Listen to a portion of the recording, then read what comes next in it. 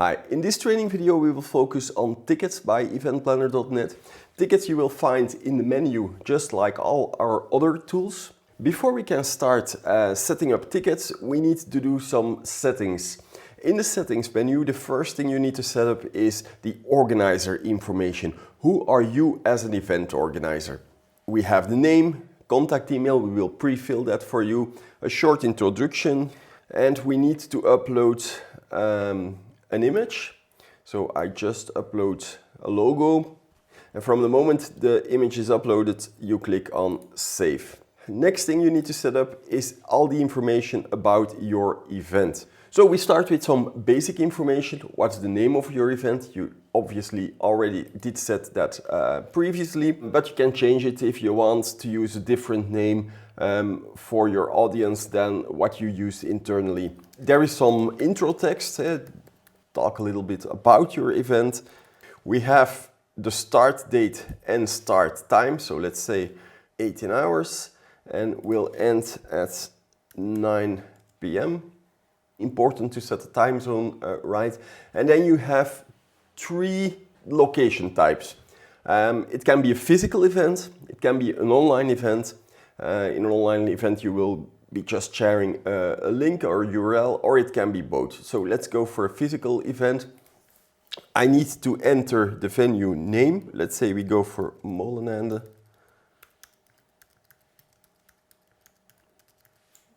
House number, zip code, city. And this is an event in Belgium. And you see the map automatically finds the address and puts the marker in the right place.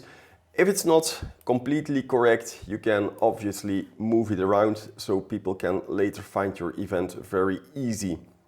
Then we need to upload some images, a cover image. Make sure we need a very big image because it will be shown rather large. So make sure to upload an image that is large enough. And the sizes are indicated just below the upload field. So you need both a cover image and a preview image. Then there is some more detailed information about your event. Very important, especially for paid tickets, that you put your refund policy in here, so people know if they can get a refund for their event and on what conditions. Also very important is a privacy URL.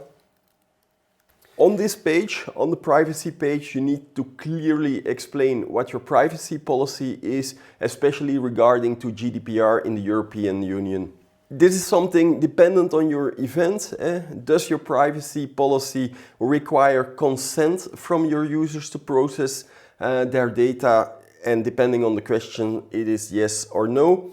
And you can add some tags to your event. For example, this is a business event. When ready, just click Save and your event information is updated. The next thing to set is sections. It is not mandatory because many events don't have sections. There are multiple sections possible. You can have a zone. For example, if you have an event where you have tickets for regular visitors and you have a VIP zone for other customers, so you can set those zones here. If you have multiple stages, you can set them here. A section can also be a time slot. So for example, if you have a multiple day event, you can decide to give users access to just one of the days or offer a combi ticket, or you can make combinations between a time slot and a zone. If I, for example, click time slot,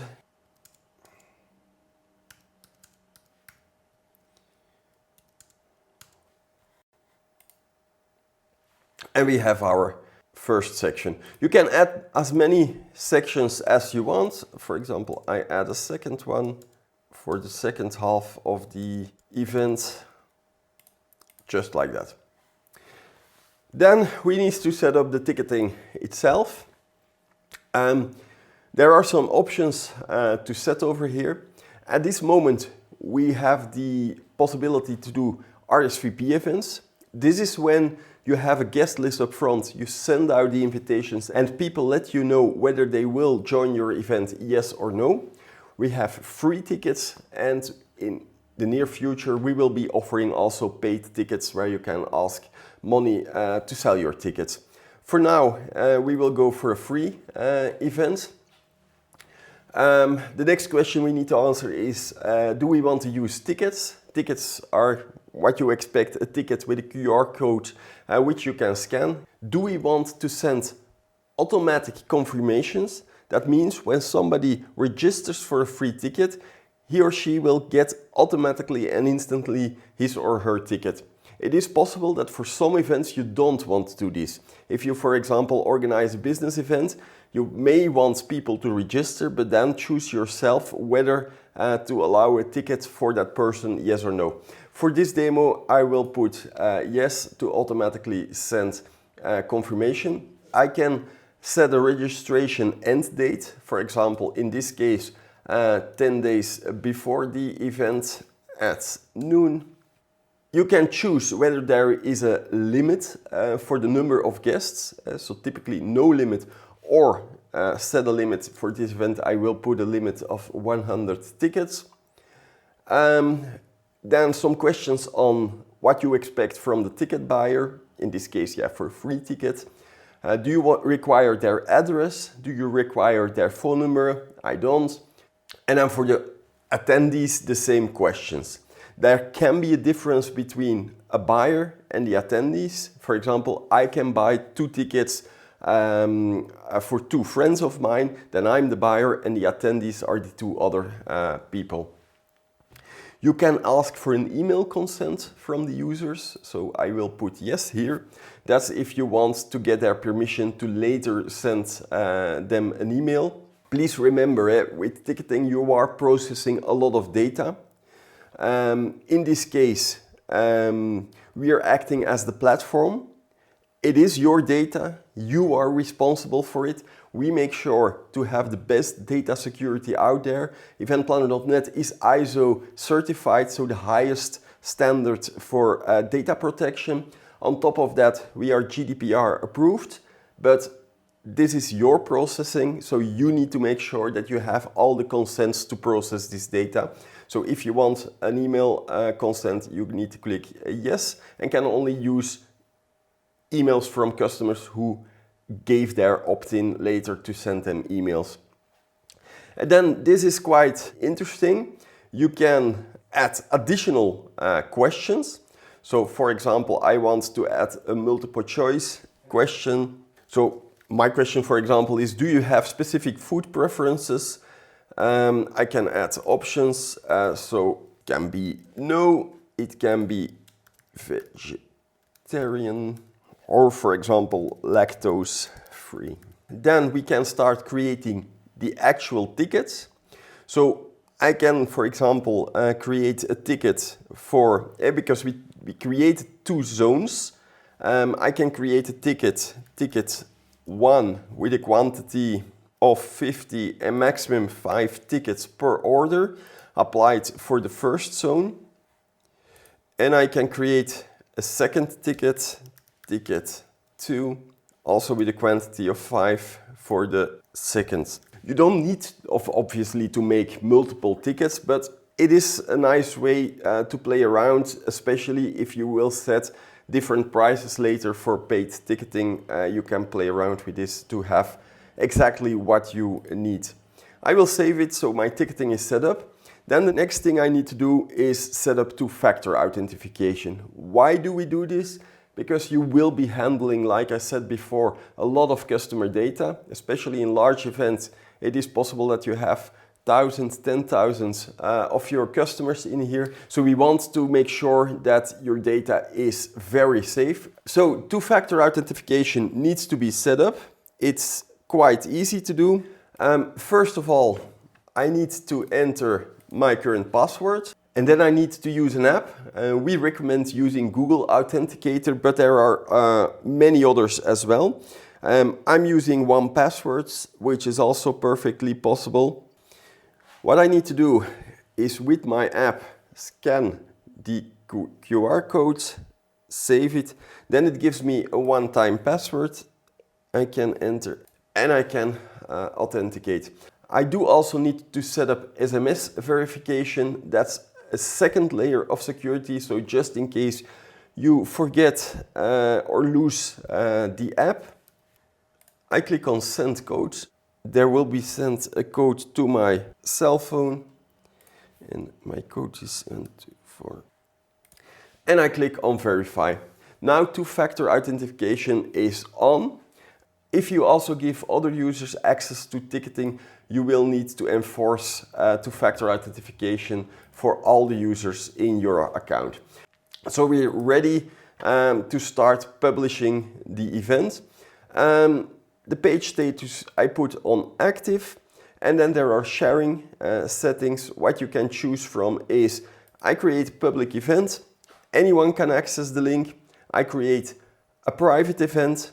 Anyone with a specific secured link can access, or a private event where you can set a password. So for this demo, I will set anyone with the link can access the event. So you get a private link over here. I will just copy the link address and put on save. So if we go now to that link, what you will see is you get a checkout. So you will have the two ticket types I created, and both are free in this case. And I say, okay, there is a maximum of 5 tickets. We did set that before. So I want 2 tickets for the first zone. I click on checkout. What I need to enter is my information. It is quite limited because that was the setting I did before. We have the additional questions I asked. So I don't have any specific food preferences. I do agree with the terms. Here is the opt-in I asked before, and the user can decide whether or not to create an eventplanner.net account. That's completely up to them. In this case, I won't do this. So I click purchase tickets, and my tickets are on their way. Okay, so our user just bought or registered a free ticket. If we then go back to our ticketing portal, you will see that the guest list is updated. I did order 2 tickets. I am attending, and you see some actions over here. You can change the name. For example, if the user entered the wrong email address or a wrong name, you can update that information on his or her request over here.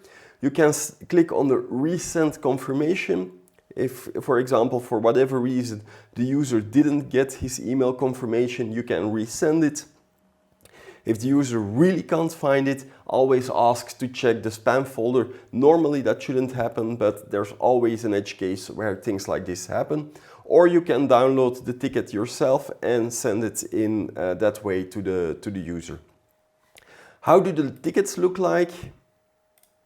I will show you on the screen. This is how the tickets look like. You can easily print them or just save them on your phone. And then what's really handy is our app, the Event Planner app, comes built in with a ticket scanner. The app is available for free in the Android and iPhone app stores. So if I click at the bottom on ticket scanner, you will see your event. My event is over here. And then you get our ticketing scanner. Ticketing scanning works really easy. I just need to scan the ticket and you see the screen becomes green because the ticket is scanned and the user can enter. If I would scan the same ticket again, what you will see is the screen becomes yellow. Yellow means the ticket is already scanned, and red means it's an invalid ticket. So it works really, really smooth, really easy.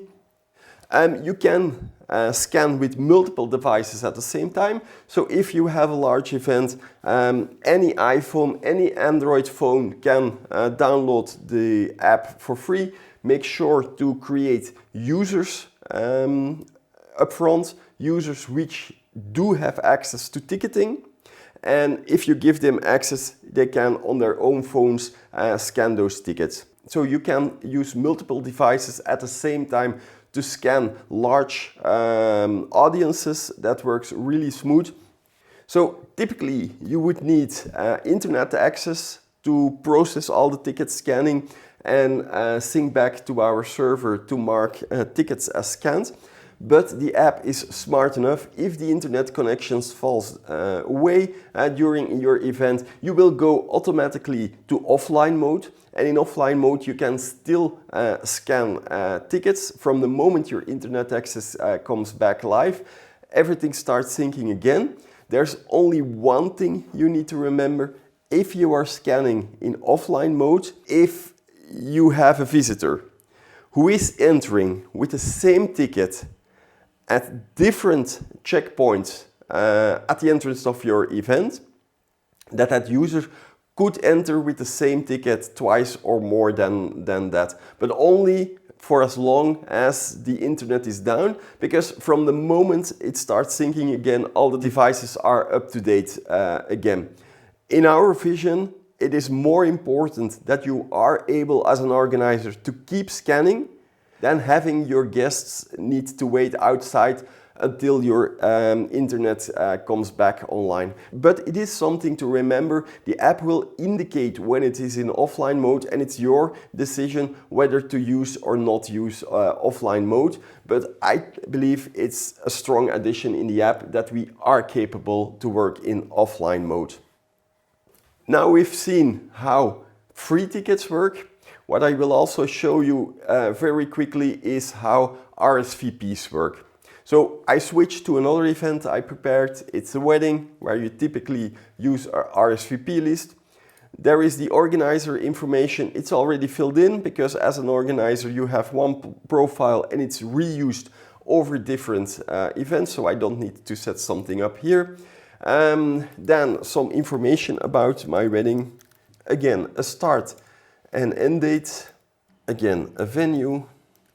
Put a marker on the right place, just like that. Then in ticketing now we will set RSVP. In this case I won't use ticketing because I find it weird to do at a wedding, or it can just be handy, depends on your venue or the type of wedding you're organizing. I will send immediately.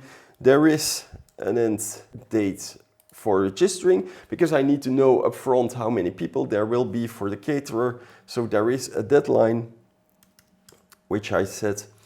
No limit in users for this case. I will require the names and the email addresses for the attendees. I will ask an email consent, and in this case I won't add an additional question, but you can add as many questions as you want. Two-factor authentication is already on, so setup, I will put it on active. In contrast to the free ticketing, there is no link to share. I just put the page on active. Now, what I do need to do next is add guests. I add myself as a guest, and I give myself a maximum of 3 tickets. I click on add guest. And just like that, I can repeat this and add as many guests as I want. In the guest list overview, you immediately see that there are 3 tickets assigned to me, but that I didn't respond yet. So when I completed my guest list, I can click on the button send invitations, and there I have the choice to send the invitations to everyone who hasn't received the invitation yet, or also to everybody who haven't responded to the invitation yet. So I received the email, and in the email there is a link to the RSVP page. I clicked on the email, and then I can first of all update the status. Am I attending, yes or no? In this case I will be attending. Then I can enter ticket holder information. Ticket holder number 1 is already pre-filled, but as you remember, I gave myself 3 tickets, so I can get a second name. I also need to set the second email address, and I can go up to 3, but I decide just to RSVP with 2 people. I click on confirm and it is done. The event is confirmed. If I go back to the guest list now, you will see that it is updated. 2 of the 3 tickets are confirmed by myself in this case. I can click it open. I can see, okay, which people did confirm. I can see the names. I can edit the data if I want. I can resend the confirmation and so on, just like you can with normal tickets. So that's ticketing in a nutshell. Like I said before, paid ticketing is coming soon, so stay tuned. Thank you for watching, and if you have any more questions, don't hesitate to reach out to us.